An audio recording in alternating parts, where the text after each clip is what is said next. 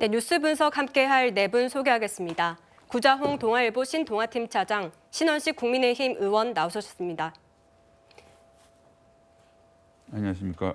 김재천 서강대 국제대학원 교수, 김관욱 정치연구소 민희소장 함께합니다. 어서 오세요. 네, 안녕하세요. 안녕하세요. 네, 윤석열 대통령이 국빈 방미 일정을 마치고 귀국길에 올랐습니다. 먼저 한미 정상회담이라는 대형 외교 안보 이벤트 어떻게 보셨는지 다들 궁금하실 텐데요.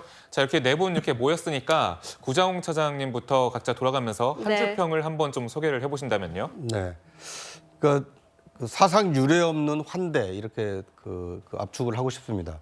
그러니까 올해는 한미 동맹 70주년을 기념하는 뜻깊은 해이고요. 그리고 역대 대통령들께서 미국을 수차례 방문했고 국빈 방문도 여러 차례 있었습니다만 이번 윤석열 대통령의 방미처럼 미국 조야 여야 할 것 없이 모든 정치권이 나서서 한국의 대통령 부부를 저렇게 극진히 모시는 모습을 보는 것은 아마 좀 처음이지 않을까 싶고요. 그만큼 대한민국의 어떤 국격을 크게 높인 국빈 방문이었다 이렇게 볼 수 있을 것 같습니다. 네, 신원식 의원님께 이제 한 줄 평을 좀 든다면요. 네, 내용 면에서는 제2의 한미동맹 시대를 열었다 이렇게 보고요. 내용 외쪽에서는 파격과 품격의 조화를 통해서 이성동맹에서 감성동맹까지 확대된 동맹이었다 이렇게 평가합니다. 네, 그럼 이쪽으로 넘어가서 자, 김재천 교수님 어떻게 네, 보시는지. 대통령이 의회 연설을 했습니다. 주제어가 자유를 위한 동맹, 행동하는 동맹이었습니다. 이 동맹이 자유를 지키기 위해서 시작한 동맹이었는데요. 70년과 마찬가지로 지금도 자유가 흔들리고 있고 자유에 도전하는 세력이 있는데 그때와 달리 그때는 한국이 도움을 받았지만 이제 한국은 적극적으로 행동을 하겠다.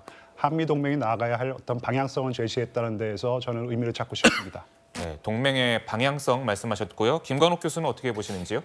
바이든 대통령이 외교 규제다. 그러니까 화려한 대접을 했지만 박한 선물을 줬다. 네. 이게 이제 거꾸로 윤석열 대통령에게 이제 적용될 수밖에 없습니다. 사실상 우리가 가장 지금 필요한 것은 경제적인 어떤 성과 부분인데 그 부분에 대해서 굉장히 미흡한 성과가 있었던 것이고요. 안보적으로는 NCG라는 어떤 새로운 어떤 기구를 만든 것은 긍정적으로 보지만 근본적인 부분에서 어떤 변화는 만들지 못했다. 이렇게 평가합니다.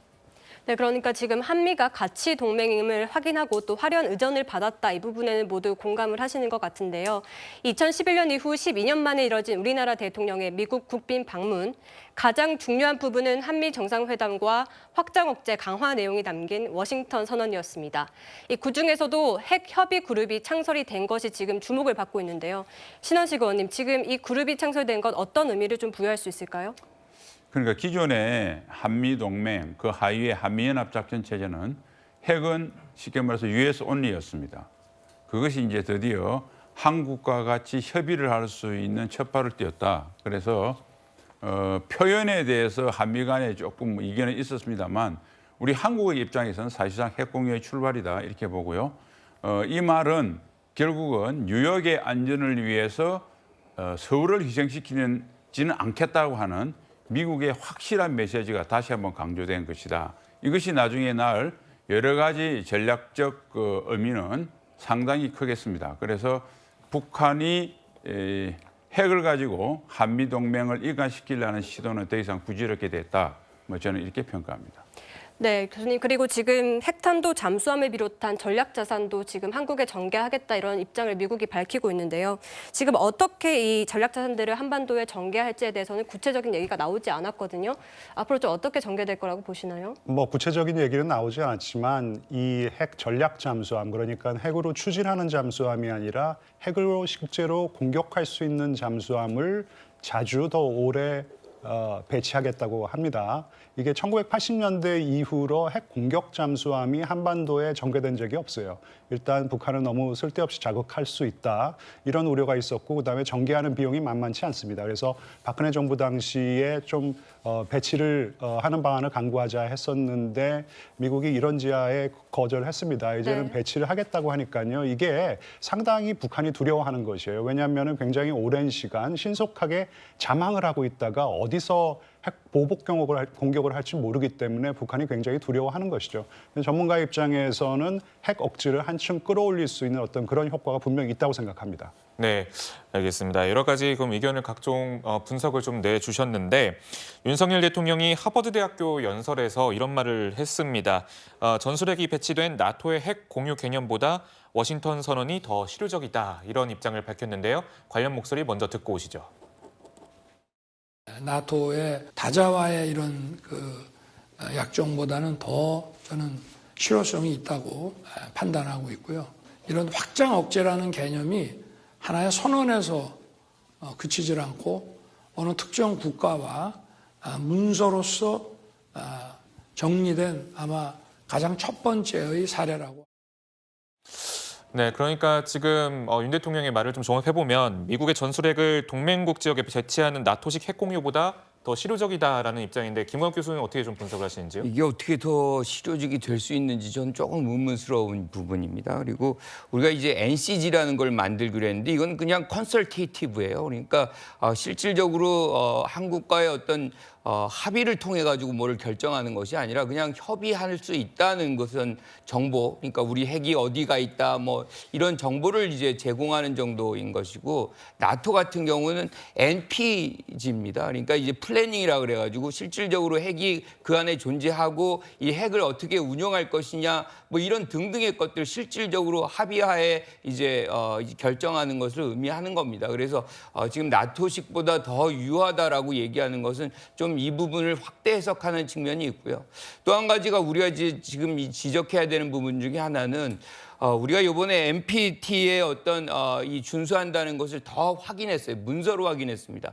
그런데 과거하고는 좀 달라진 것이 뭐냐면 우리가 북핵이 만들거나 또는 이 소규모의 어떤 북핵이 존재할 때만 해도 우리가 대화라든가 뭐 이런 것들이 통해서 제거하려고 하는 노력들을 할 수 있지만 지금 같은 경우는 일종의 밸런스 오브 테러가 좀 필요한 부분도 있거든요. 그래서 그런 어떤 부분이라 그러면 우리도 언제든지 만들 수 있다. 따라서 이러한 어떤 것들을 하나의 지렛대로 해서 미국의 더 적극적인 역할을 끌어들이려는 그런 어떤 수단으로 활용을 해야 되는데 이렇게 문서한다는 것은 한국은 더 이상 핵을 만들 수 있는 기회가 전면적으로 차단됐다는 것을 의미하기 때문에 이것은 나중에도 논란이 될 수 있겠다 이렇게 봅니다. 네, 그런데 당초 야권에서는 윤 대통령이 이 핵무장론을 얘기했을 때 반대하지 않았습니까? 갑자기 입장이 바뀐 이유는 저는 그 부분도 그래서 이제 많은 부분이 문재인 대통령 때 이제 논란이 됐던 것이 북한의 핵은 계속 축적이 돼가는데 한국은 도대체 어떤 방식으로 이 문제를 해결할 것이냐. 그러면 문재인 정부 때의 해결 방법은 다른 것이 아닙니다. 그러니까 북핵을 폐기하는 대화를 해서 실질적으로 양쪽이 비핵화를 달성함으로 해서 안보 위협을 제거해 나간다. 뭐 이런 방식이었는데 지금 한국 정부는 대화의 얘기는 그렇게 하지를 않고 있거든요. 거의 말미에 연설에 뭐 굉장히 미미하게 한 부분입니다. 그러면 힘 대 힘의 어떤 대결로서 사실상 뭐 북한의 핵을 견제하겠다는 것인데 그러한 부분에 준한다면 사실상 핵의 어떤 존재 뭐 이런 것들이 더 강력하게 보장이 됐어야 되는데 그 부분은 미흡하지 않았나 이렇게 생각하는 거죠. 네, 지금 미국 측에서 어쨌든 한국의 핵무장론에 대해서는 선을 그은 부분을 좀 지적해 주셨는데 어떻게 생각하십니까? 그거는 이제 우리가 NPT 체제라고 하는 것이 현실상 우리가 NPT를 탈퇴하고 우리가 핵무장을 선언하고 그걸 추진하는 것은 현실상 어려움이 있다고 하는 것은 이것은 뭐 다 아시는 이야기일 겁니다. 그러니까 일단 미국의 확장 억제를 거의 핵공유의 사실상 핵공유에 가깝도록 높여줬기 때문에 그것을 믿고 한미 동맹을 믿는 것이 현실적이고요. 그다음에 하버드 대학 케네디 스쿨에서 대통령께서 질문 받는 과정에 아주 재미있는 말씀을 하셨어요. 의미 있는 말씀을. 그게 네. 뭐냐면 북한의 핵 보유가 인정이 되면 한국도 핵무장할 수밖에 없다. 그러니까 북한이 사실상 핵 무장국이지만 국제적으로 핵 보유국을 인정한다는 소리는 그것은 북한이 제재 해제나 북한이 받고 있는 여러 가지가 다 제거된다는 소리입니다. 그러니까 핵 보유국을 인정된다는 소리입니다. 그렇게 됐을 경우에는 우리가 핵 보유를 할 수밖에 없다는 그 말씀도 하셨고요. 그다음에 한 가지만 더 말씀드리면 핵 공유는 66년, 핵우산은 78년, 확장 억제는 2006년에 나온 개념입니다. 확장 억제 수단은 핵 전력, 재래식 전력, 미사일 방어 전력 그리고 연구 개발 능력입니다. 이번에 이 모든 것을 다르파까지 방문하시면서 대통령께서 다 하셨어요.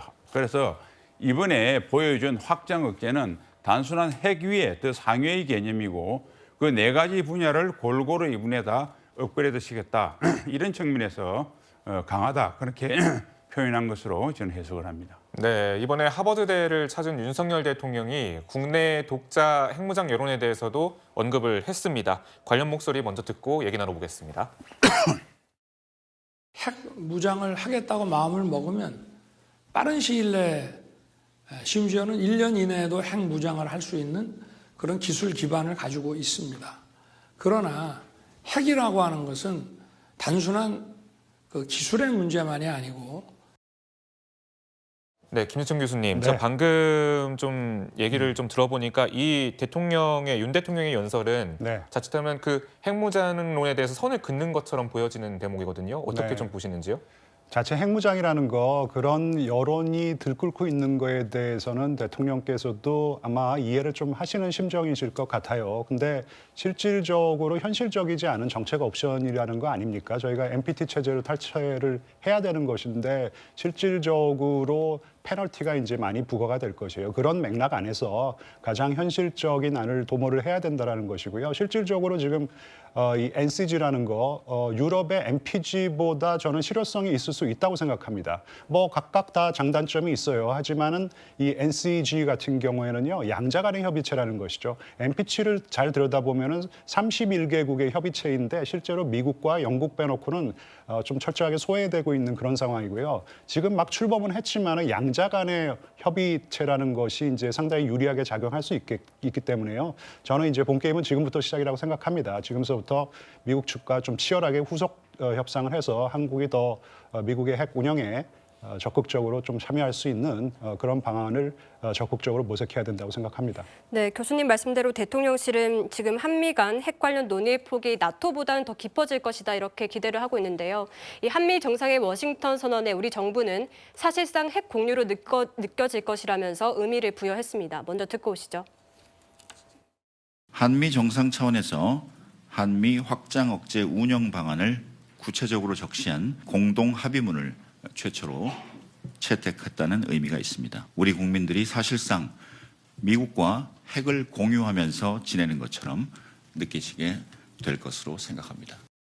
이 발언에 대해서 지금 미 정부의 고위 당국자는 사실상 핵 공유로 보지는 않는다고 곧바로 선을 그었거든요. 이렇게 해석의 차이가 있을 수 있는 부분에 대해서 대통령실이 조금 앞서 나간 것으로 보이는데 왜 이렇게 말을 했을까요? 네, 그러니까 약간의 뭐 이 한미 양국 당국자 간에 이제 온도 차가 있다 이렇게 볼 수 있을 것 같은데요. 이제 김태효 그 1처장의 얘기는 이번 그 NCG 설립이라는 것은 이 미국과의 어떤 핵 방어에서 반격까지 앞으로 나갈 수 있다라는 굉장히 좀 적극적인 이 해구산 정책이기 때문에 이 확장 억제 강화를 통해서 사실상 미국의 핵을 우리가 함께 공유해서 북한의 공격이 있을 시에 그거에 대한 반격까지 함께 논의할 수 있는 새로운 기구가 만들어지기 때문에 사실상의 핵 공유로 느낄 수 있다. 이렇게 이제 해석을 한 것이고요. 그런데 이제 미국 측 입장에서 보면 핵 공유를 인정을 하게 되면 공유라는 개념은 그 함께 쓰는 누군가가 결정을 할 수 있다라는 것으로 이제 비치거나 해석될 여지가 있기 때문에 미국 당국자는 사실상 핵 공유가 아니다라고 이제 그 해명을 한 것으로 볼 수 있습니다. 이것은 어디까지나 해석의 여지가 있는 것이고요. 실제로 이번 워싱턴 선언의 의미는 지금까지는 북한에 있을지 모르는 핵 공격에 대한 방어적 개념에서 워싱턴 선언을 통해서 만약 그런 공격이 있을 시에는 미국이 반격에 나설 수 있다. 그 반격을 하는데 한국의 의지가 NCG를 통해서 반영될 수 있다. 이런 새로운 기구가 설립됐다라는 의미가 있기 때문에 보다 적극적인 확장 억제, 뭐 여기에 좀 중점이 맞춰져야 있다. 이렇게 해석하는 게 합당할 것 같습니다. 네, 그 신원식 의원님은 좀 어떻게 좀 보시는지요?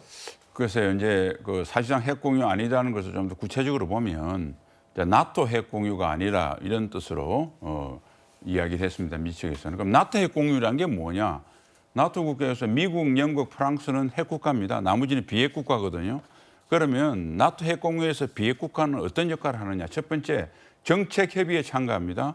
두 번째는 전술핵이 배치되어 있습니다. 그리고 그 전술핵이 항공기에서 투하하는 투하탄이거든요. 그 투하할 때 나토 항공기, 이중 목적 항공기 DCA라고 그러죠. 이것을 이용하는 세 가지인데 그 중에서 이제 전술핵 배치와 공중 투하탄에 대한 이중 목적 항공기가 나토와 다르다는 우선 그 점이 하나고요. 근데 그것은 사실은 1953년 나토 지역에 배치됐던 그 전술핵과 지금은 기술이 너무 발전했어요. 대부분 미사일로 해결됩니다. 히로시마 나가사키처럼 비행기가 가서 떨어뜨리는 형태는 거의 이제 사라져가는 거기 때문에 그 상황이 틀려졌다. 그다음에 66년도 나토 핵공유 이후에 68년 2년 후에 NPT 체제 그 핵확산 금지 조약이 출연했습니다. 그러니까 미국이 공식적으로 핵 공유를 하겠다고 하기에는 비확산의 글로벌 리더로서 공식 선언하기에는 여러 가지 미국 입장에서는 좀 곤란한 점이 있었을 겁니다. 그다음에 핵 통제권 이야기를 하는데 그건 나토도 없습니다. 핵 통제권은 구체적으로 이야기를 하면 평소 핵무기에 대한 관리 이것은 누출 이런 것 때문에 미국밖에 할 수밖에 없어요. 그다음에 그 핵무기가 정상적으로 작동되기 위해서는 무기 활성화 코드라고 하는데 거기서 암호입니다. 패스워드를 입력을 해야 되거든요. 이러한 것들은 미국에 갈 수밖에 없다. 그다음에 발사 권한을 이야기하는데 미사일은 발사 권한이지만 공중 투하탄은 별도의 발사 권한이 필요 없습니다. 그래서 이러한 전반적인 것은 나토뿐만 아니라 미국이 핵 통제권을 이양할 수는 없다. 그래서 그런 점에서 우리가 이야기를 한 것이고 우리가 실제로 우리 국민들의 혜택을 보는 어떤 안전을 느끼는 핵 공유에 관련된 핵 공유를 통해서 얻을 수 있는 것들은 이번에 충분히 얻을 수 있는 그 출발선상에 있었다. 저는 그렇게 생각합니다. 네. 그러니까 지금 신 의원님 말씀하신 대로 지금 워싱턴 선언이 그래서 북한의 핵 위협을 사실상 해증하지 못해요. 왜냐하면 버튼 전쟁이 됐다는 말씀을 하시잖아요. 더 이상 비행기를 날려가지고 핵폭탄 떨어뜨리는 거는 없어요. 그러니까 지금 이 워싱턴 선언을 구체적으로 봐야 되는데 그 내용은 뭐냐면 미국은 한반도에 대한 모든 가능한 핵무기 사용의 경우 한국과 협의하기 위한 모든 노력을 다한다는 거예요. 이건 뭐냐면 미사일이 우리한테 떨어지고 나서 협의할 수도 있는 거거든요. 그러니까 이런 부분들이 사실상 우리가 핵 위협에 놓여 있을 때 대응 능력을 갖추지 못하게 하는 부분이에요. 이게 이 논리가 사실은 프랑스가 1956년도에 핵을 갖게 하는 논리로 작동을 합니다. 그리고 워싱턴 선언에 또 뭐가 있냐면 한국은 확장 억제력에 의존을 해야 하는 중요성과 필요성이 존재한다는 거예요. 그러니까 실질적으로는 지금 기존에 해왔던 것에서 크게 달라진 게 없다. 아까 말씀드린 대로 NCG 하나가 만들어졌다. 이렇게 말씀드립니다. 네. 한 가지만 더. 통상 야권이나 뭐 이런 데서 그런 이야기를 하는데 그럼 야권의 대안은 뭐죠? 핵무장을 하자는 겁니까? 아니면 지금 윤석열 대통령이 가서 워싱턴 선언 이상과는 신묘한 대안이 있나요? 저는 이제 한마디만 말씀드리면 우리가 힘에는 힘 뭐 이런 식으로 가면 무한의 어떤 군비 경쟁으로 갈 수밖에 없거든요. 그러니까 대화의 얘기를 왜 촉구를 안 하는지 그리고 이제 지금 의회에서도 연설할 때 한국이 지금 굉장히 안보 위협에 놓여 있다. 우리가 자발적으로 자생적으로 북한의 위협이라든가 중국의 위협이라든가 이런 거에 대응하려면 경제력이 필요하고 지속 가능한 경제 성장 필요하다. 따라서 반도체법이라든가 IRA 법에서 예외를 해줘야 된다. 이런 얘기들을 해서 실질적으로 이득을 가져왔어야 된다는 얘기를 말씀드립니다. 네, 이렇게 각자의 그 지금 현재 입장이 있으니까 양쪽 시청자분들께서는 양쪽의 입장을 잘 참고를 했을 거라고 좀 생각이 들고요. 이제 북한 관련해서 좀 말씀을 좀 드리겠습니다. 조 바이든 미국 대통령이 처음으로 이번에 그 북한의 핵 공격 시 정권의 종말을 언급을 했었죠. 예, 먼저 듣고 관련 소식 듣고 오겠습니다. Nuclear attack by North Korea against the United States or its allies or partisans or partners is unacceptable and will result in the end of whatever regime were to take such an action. 이 정권의 종말이라는 거는 어떻게 보면 북한이 들으면 상당히 예민한 그런 네. 발언이거든요. 네. 그 북한도 결정적인 행동 뭐 이런 걸 언급을 했는데 군사적 도발을 염두에 둔 건가요? 어떻게 보시는지요? 그러니까 사실 바이든 대통령이 동원할 수 있는 가장 강력한 언어로 지금 북한에게 경고장을 날린 것인데요. 사실 이 정권 종말 이 얘기는 작년 미국에서 나온 국가안보전략서에도 담겨 있고요. 그다음에 로이드 오스틴 국방장관이죠. 이런 얘기를 했었습니다. 근데 이제 미국의 이 대통령 입에서 이런 얘기가 나왔다는 것은 가장 강력한 경고를 했다라는 것이고 사실 이런 핵 보복이라는 이 내용이 공동 성명에 실릴 거라는 예측이 좀 나오긴 했습니다. 근데 미국에서 핵보복을 한다라는 것은 결국 전쟁을 한다라는 것이기 때문에 미국의 헌법상 전쟁 권한은 의회가 가지고 있습니다. 그래서 어떻게 보면은 법적 효력이 없는 공동 성명서에 핵보복을 하겠다, 북한이 핵을 사용하면은 핵보복을 하겠다 이렇게 하는 것은 어떻게 보면 약간 헌법상의 법적 문제를 초래할 수 있기 때문에 이런 표현을 하지 않은 것 같고요. 하여튼 다양한 방안을 강구해서 지금 북한에게 만약에 핵을 선제적으로 사용한다면은 정말 후과가 있을 것이라는 어떤 그런 메시지를 강력하게 발신하고 있는 것 같습니다. 네, 지금 그래서 북한은 굉장히 민감하게 반응을 하고 있는데요. 김여정 북한 노동당 부부장이 이런 반응을 지금 내놨습니다. 바이든 대통령에 대해서는 늙은이의 망언이다. 윤 대통령에게 대해서는 무능으로 안보를 도마 위에 올렸다 이렇게 주장을 했습니다. 김관옥 교수님께서 말씀하신 대로 이 강대강 전략이 긴장을 고조시키는 측면도 있습니다만 또 한편으로 이런 생각도 드는데요. 지금 이 미국의 핵 억지력을 강화함으로써 북한과 핵 균형을 맞춰서 앞으로 북한과의 협상에도 조금 유리한 입장을 가져가려는 것 아니냐 이런 해석도 일부 여권에서 나오고 있거든요. 어떻게 생각하십니까? 네. 일단 이번 워싱턴 선언을 통해서 가장 그 위협을 느끼는 집단은 아마 북한 그 김정은 정권이 될 가능성이 큽니다.